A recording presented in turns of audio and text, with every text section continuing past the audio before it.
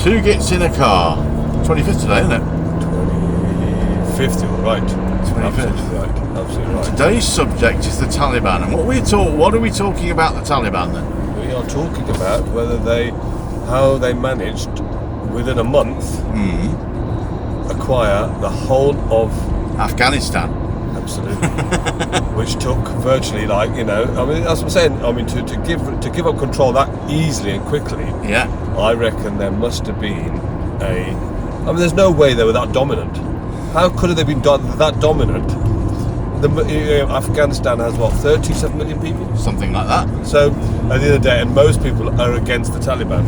That's true, but haven't the Taliban also got an enemy within Afghanistan called ISIS-K? They have, but there's my point. How can such a small, well, they're not small, but even if you said the Taliban, let's just say, are 5 million people.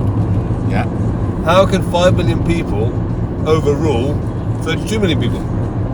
I don't know. This is what I'm saying, and especially when they've had all the military power, the trillions of pounds spent. We equipped originally the Afghan army. Yeah. Right. Now, as I understand it, we equipped the British and lots of other countries, America presumably, I don't know, originally equipped the Afghan army because we've always been America's poodle. Yeah. Right. And now all that equipment, guns and mortars and God knows what, is all in Taliban hands. Exactly. So you've given them a bloody, given them an arsenal of weapons. Absolutely. So how on earth did the Afghan army give up so quickly? Exactly. Did they run away like the Italians in the Second World War? I reckon they ran away. There's got to be a hidden agenda there somewhere. There's no way. There's no way. If for 20 years I've taught you, and I've taught you how to use assault rifles, the landmine bombs, everything, literally every single thing, firepower. The first time I see a Taliban, they run away. Here you are. Here you go.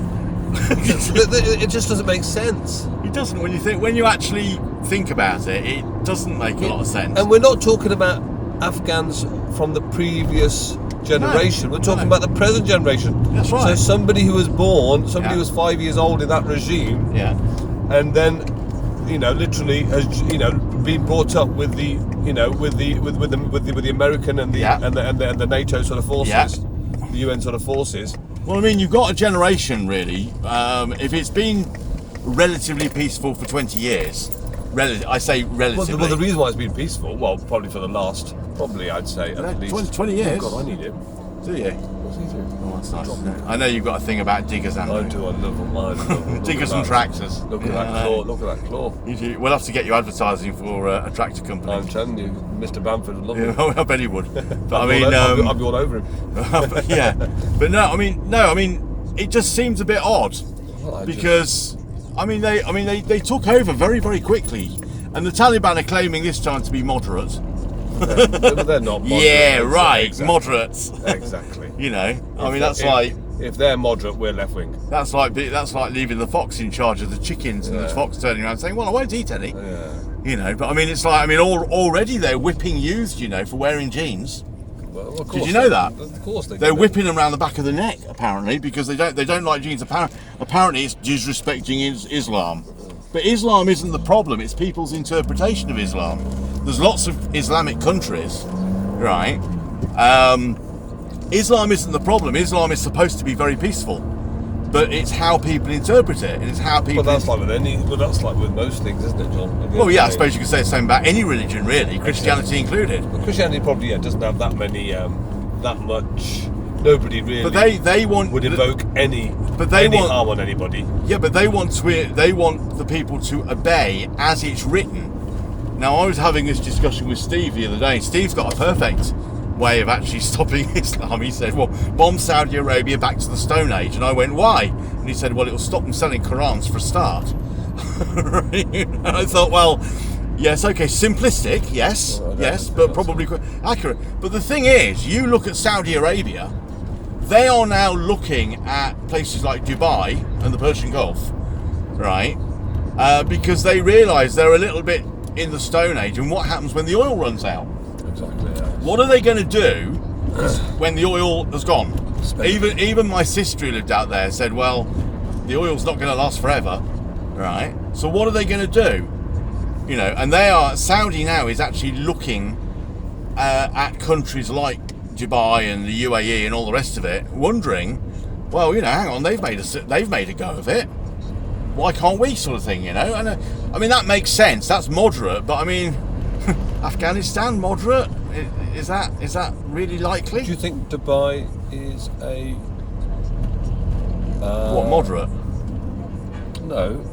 Do you think they will be able to sustain an economy without oil, without the help of Abu Dhabi? No. Exactly. No, I don't think it That's will. what I'm saying. Because Abu Dhabi paid for Dubai. Exactly. Right. Abu Dhabi is the jewel in the crown, I think. So I'll be honest with you. Yeah. You know, I do not think that you've got any real. They're not going to be able. I mean, as I said, they are on a tightrope because obviously of all, like you said, of all the wealth of the oil. Yeah. You know, the only thing they are doing now is buying companies up.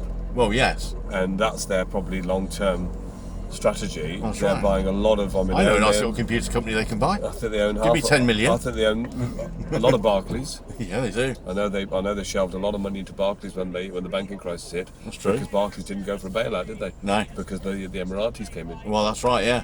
But the Or Emiratis the don't. Abu Dhabi or the The Abu Dhabi. Emiratis don't like us. The only reason they tolerate us is because we know how to get the oil out of the ground. No Islamic country likes the West. Well, I'm no, telling I you know, now, because John. they want us all to be Islam. Exactly. They want us all to be like them. So they can gloss it how they want. Oh, look at us, we've got 7-star, just come and join us. Yeah. Fuck And off. what is it says on the Fuck floor off. of Dubai International Airport? The happiest country in the world. Oh, fucking shit. No, the fucking And what was it shit. you were telling I me when wouldn't they looked down their nose at you? I wouldn't fucking ever go there, I'll be honest with you. I wouldn't even spend a dime there. But you've been there. I've been there just to see. Oh, right, And okay. it's actually, you know, I'll be honest with you, and it's a load of bullshit. I would never go back. Really? Personally, I'll be honest with you. I'll tell you what, unless somebody offered me a freebie.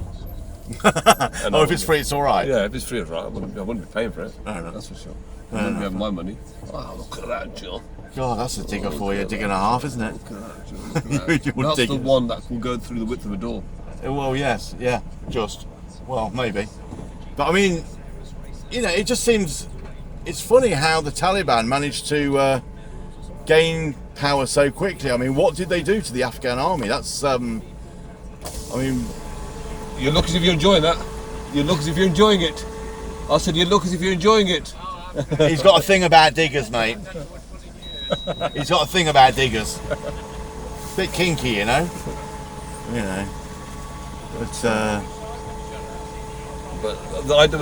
as I said, I don't think they will ever. The way they're going to do it is purely by investment strategies. Well, yeah. And the West are stupid. Let them buy it. Well, This is yeah, even more pathetic. Well, this is true. It's like the Chinese. Yeah. Why have the Chinese been allowed to buy all our infrastructure? Well, yes, there is that. I'll tell you the other thing as well, though. And it's only people like Trump, you know, love him or hate him. I tell you something else though that maybe isn't being promoted quite so much just lately, right? Where are all the lithium deposits in the world? I don't know. Or where a lot of them are? A lot of them are underneath Afghanistan, right? And why do you think China are rubbing their hands together? Yes, they do have. They have got £1 trillion worth of something, haven't they? Lithium. I did hear that. Yes, Right now. Sorry, John, just 1 second. I'm just going to tell Alan we're on our way. Well, did you just turn up? No, but You're going to ruin the video, mate. Sorry. You're going to ruin the bloody video. Okay, pause it for a second. No. I'll have to edit it. He's probably not going to answer the phone yet anyway, because he's probably still in bed. Hi, Al. I'm about 5 minutes away. All right, stay there. Okay. But no, apparently China and one of the other countries, Japan I think, is rubbing their hands together at Afghanistan's. Oh yeah, because they've actually made friendship with them. Haven't Yeah. they? It's China. I I think it's China, isn't it? Well, it's China China and Japan. Yeah, they've obviously. Right, because they know that they can send a couple of 9-year-olds out to dig the lithium out, right? Because it's lithium ore, and then they can process it. Now the thing is, though, I was talking to a stocks and shares man who comes into the shop called Mike Foddy, who kind of knows his stuff, and he was telling me lithium isn't the future. These lithium electric cars. He said, "I'll tell you what is the future: hydrogen fuel cells." Well, we know that, John. Right. I think lithium is a little bit of smoke and mirrors. Of course it is. Well, the thing is, they've jumped on it. Yeah. And purely because, again, it's like HS2. They're so far down the road with lithium now, with these batteries now, they can't turn back. Well, this is the problem. Yeah. You know what I mean? It's like anything, John. It's like you looking for a wife for a house, and you see one on a Monday. A wife or a house, or a wife with a house? A wife or a house. Oh, right, not with a house. So you see one on the Monday. Right. Yeah, I'll Is that take what I think? Yeah, that's probably the best I've seen in the last 5 like you when days. you see utility But then come Friday, the estate agent sends you, or Tinder sends you another request. Yeah. And you think, fucking shit, I'll put the deposit down on Monday. Yeah, true. You're too far down, aren't you? Yeah. But I think hydrogen fuel cells, what will happen, I mean, you saw it with like the when they, like where I live, the little garage there. Are you going to Mitre or Gemscope? Mitre's probably better. Yeah, I'm going to. What they I've forgotten the thread now. Sorry. That's all right. You pull me off. Trying to think what I'm saying now. But you're right. In Kenilworth, what they did is they brought in autogas, which is like LPG. Oh yes, I remember that. Right. They're still selling them. Yes. LPG still, because quite a few people did the conversions for their cars. LPG is still very, very popular. So why don't they carry with LPG? Well, because I don't know. I mean, it's gasified petrol, isn't it? So I don't know whether. But I mean, I don't think know whether emissions are as bad. I don't think emissions. I don't think they are. I don't think they're as bad. Because in India they've gone to LPG. All the buses. Actually, no. I think they've gone to hydrogen. No. All the tuk-tuks and the buses are all LPG now. Oh, are they? Yeah. Okay. And it's stopped a lot of their pollution, even though it's still very high. But it's been a lot less now. What are you doing? Just tooting that girl. Stop it. Why not? Done. It's all right. So I think at the end of the day, it's like you said, the lithium train, because now everybody's invested in it. Yeah. No one wants to turn back. Well, yeah. It's take a brave person. Yeah. To say, well. See, the thing is, they keep telling you that it's got zero emissions. It hasn't got zero emissions at all. What you're doing is moving the emissions from one place to another place. That's all you're doing. Exactly. And it's like what's been said in the news recently, right? Now that you've got Boris jumping on the green bandwagon saying, oh, no, we've got to have windmills everywhere, right? But it doesn't matter what you do in terms of greening the UK or whatever, right? When you've got China building 6 coal-fired power stations a day, whatever you do, whether you save the whales or... There's no point us doing one thing and them doing the other. That's right, because the scales are outweighed. Because if China's building, and you know how the Chinese work... they're saying they're not going to cut any emissions. They're not going to cut anything at all. Until 2025 or 2030. That's right. And they're building 6 power stations a day. Exactly. Coal's cheap to get out of the ground. Exactly. So what's the point us bloody, What is the point in us recycling the old plastic bottle? Recycling a plastic bottle and building an offshore wind turbine farm, you're not doing or anything. A solar farm. You're never counteracting, are you? You are never, ever, whatever you do, it's not going to make a ha'porth of difference, right? Whilst they're doing that. Exactly. And, you try telling the Chinese what to do, and they'll tell you in no uncertain terms which gulag you'll be visiting. Well, this is the problem. Which re-education centre this is the you'll problem. be visiting. We've gone to so far too much diplomacy. Oh God, yeah. And the problem is, we're too diplomatic. Oh God, yeah. And this is the problem. At the end of the day, we need to say, look, at the end of the day, if you don't do it, you got sanctions. Goodbye, God bless. Well, yes. We're not trading with you. We're not doing anything with you. Well, yeah, exactly. You're on your own. So I mean, exactly. So all politicians are hypocrites. They are, really. Right. I mean, you tell when a politician's lying because his lips are moving. Right. But I mean, you're pissing in the wind when you say, oh yes, well if we recycle all the plastics and we all use solar electricity and blah blah blah and blah blah blah. Unless you have a uniformed approach. That's the word, a uniform approach. I mean, how much has your electricity bill risen in recent years? Oh God. And you take out inflation, take out natural inflation, and they've got a levy on for you're paying, and I'm paying, for all the green energy. Exactly. Which is completely pointless, right? It doesn't matter whether you're with, one of the big 6 energy companies, or whether you're with, Paddy McShay Electric Limited. Right. It doesn't matter. The fact is, whilst China is doing what it's doing, right? Well, you say you're not achieving anything. No, you're not. 6 power stations a day, all of which are got. I'm going to. I know. I just thought I'd fool you. But this junction's a horrible junction anyway. Actually, I'm surprised they haven't put up the road underneath. Or they need to do that. They want to put the road underneath is what they want to do. He's going to try and pull out at the same time as you, John. Well, he can try. But if I do that, I might just be able to do that. Hey, Jonathan. It's all right. Didn't get any nasty hoots from anyone. I think he's like behind you a lot now. He's fuming, you know. People get so upset about that, don't they? Oh, I know they do. Now, why do people get so upset about it? Well, they do. I don't understand why. You know. Apparently Steph's in a mood. Steph's in a mood with all the new houses they're building up at Whitnash, you know. Really? Yeah. I had. Yeah. Have you not heard about it? No. Oh, well, you don't listen to Barry Franklin, do you? The assistant deputy mayor. Well, does she live in Whitnash? No. But she gets very het up about it, though. So what she said about all these new houses. Well, yeah. Well, apparently, planning permission's been passed for a big new housing estate east of Whitnash. Where would that be then? I'm not sure exactly where, but east of Whitnash, you can work it out. And my little friend Stephanie, that Barry Franklin knows, the Leamington History Group chap, who's just recently made a film. He's sort of.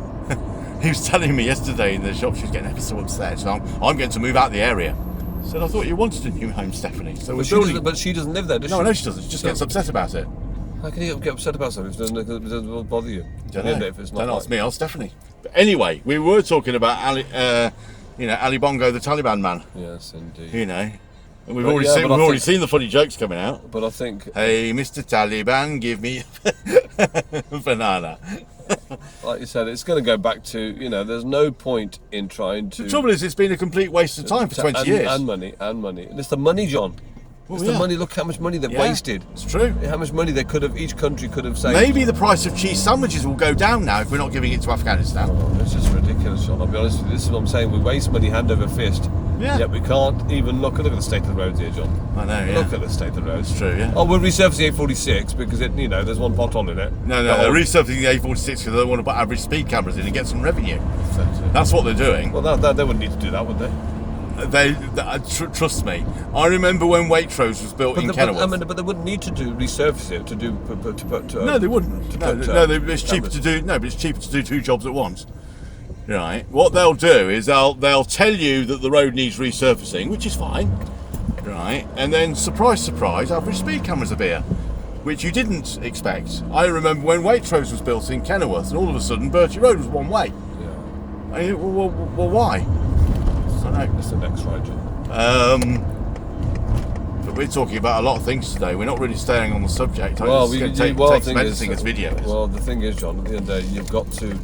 I think at the end of the day, like you said, Taliban, Afghanistan is going to go back to exactly what it was. Well, of course it will. It's not going to change. And what took 20 years to try and put right. Yeah. Straight on. Just there, John. What took 20 years? Where the gates are. That's it. Perfect. What took 20 years, they've changed in 2 months. well, yes, exactly. If you just stop that now, John, for a second. We don't want Uncle Alan in the... stop it. We don't want Uncle Alan in the... It was? Yeah, that's it. It's recording. Yeah. The trouble is he going to do it as 2 clips, or... It might do it as 2 clips. I don't really want it to do it as 2 clips. Well, I'm hoping I can get some quality. If I can find someone decent to talk to a subject about. Get it up on YouTube and get some monetization behind it. But I've been watching a few about how they do it, and there's one Canadian girl called Alana who has been living in the UK for 5 years, and she makes YouTube videos about what the difference is, which is quite good. And I think she's back. She's renewed a visa now. She had a 2-year visa, and I'm watching some of her stuff about how they do it. And she's got 60,000 subscribers and she makes a living. So, what? 60,000. She said she was pleased with 1,000. She's got 60,000 and actually makes a living. And also, why? So just go. You're parking down Park Street, aren't you? Not Park Street, on Tower 3. Well, yeah, so you just go around the walkway. Yeah. And she's got 60,000 and she actually gets an income from it. And because people see her on YouTube, companies see her, they get her to sponsor products. Now I'm not talking, that's without YouTube, right? That's without YouTube. Where am I going? You can go any right. I can go this way. I go this way. Yeah, any right. Right. Because companies contact her and ask her to sponsor their product and make a video, she gets more for doing that than she does for YouTube monetization. Yeah. And she combines it with a job. So why can't we do a similar thing? Are you that creative? What would you talk? I tell you what, why don't you do India? Why don't you tell me the differences between India and here of how you would do things? I mean, this girl's turned it into about 12 different videos. Really? Yeah, about 15 minutes each. You have to storyboard it. You have to kind of plan it. I'm going to go straight on. But when you, I don't think you can go straight on. Yeah, you can. I don't think you can. Can John on to okay. Yeah, straight on. What's that road called? Wills Road. Wills Road. So I mean, you could do something like that. Just a thought. Yeah, no, that's a good idea. Actually, storyboard. I mean, you could actually make. But the trouble is, you've got to stick to the subject. You don't. What we tend to do is we tend to jump about. Yeah. So you. Well, yeah, because we don't. Because we're in a car and we're sort of talking about general conversation on top of everything else. That's right. And so, but if you sat down, storyboard it, and just literally said, "Look, that's all we're talking about." You know, you could actually, if you did it enough, you have to do it a lot. You can't do it with one video. No. You've got to do it with. You've got to do it. I mean, you need 10, 15 videos. And just do it. And I mean, you know, YouTube. If people like what you're doing, then they'll come calling. That's the theory. Yeah. It works. True. Yeah. The only thing I've noticed about a lot of people on YouTube, if you look at them, I mean, this Alana did one. She said 57 things about myself, and she got people to write down what they thought and whether they were right or wrong. And it turns out a lot of YouTubers are basically very shy. They're like Steve, basically, right? They don't get on with people very much, and they tend to be shy and quite introverted, which is not really us, but you know, it's certainly not me. I would have thought. But you know, but like you said, it takes a certain type of. It's a certain type of person. Yeah. But you need to have a subject. You need to have a subject and kind of, I don't know, milk it effectively. Yeah, absolutely. You know, so you go home at night and you think of a subject, you research it, and then you get an opinion on it. So Two Gits opinions. I mean, Two Gits is a sort of funny name that'll get people to watch anyway. Well, yeah. You know, it's got that, if I called it a brown man and a slightly whiter man in a car, it wouldn't be half as funny. But Two Gits in a car is funny. You know. So have you been busy at the shop? I did about 100 quid yesterday. 95 quid I did, I think. And your mate? My mate? My mate Steve? No, he didn't come in. You're friends with him? I've never been not friends with him. I mean, I've never been, I think friends is probably a bit close. No, no, been I mean, he's handy. He's a handy idiot. Yeah. He'd never be a friend. He's a handy idiot. He's useful. Right, so that we are now at our destination. We're now at our destination. And there's a parking space right And there's a parking space right here, because we're perfectly alright, because they're not bringing goods in today or anything like that. They do that at night. They don't anything, have they? I don't know, you can have a look. Let me just try and... There we go. Let's do that. And that, my friend, was Two Gits in a Car for the 25th of August 2021. Hope you enjoyed it. Please like and subscribe, and we'll see you tomorrow.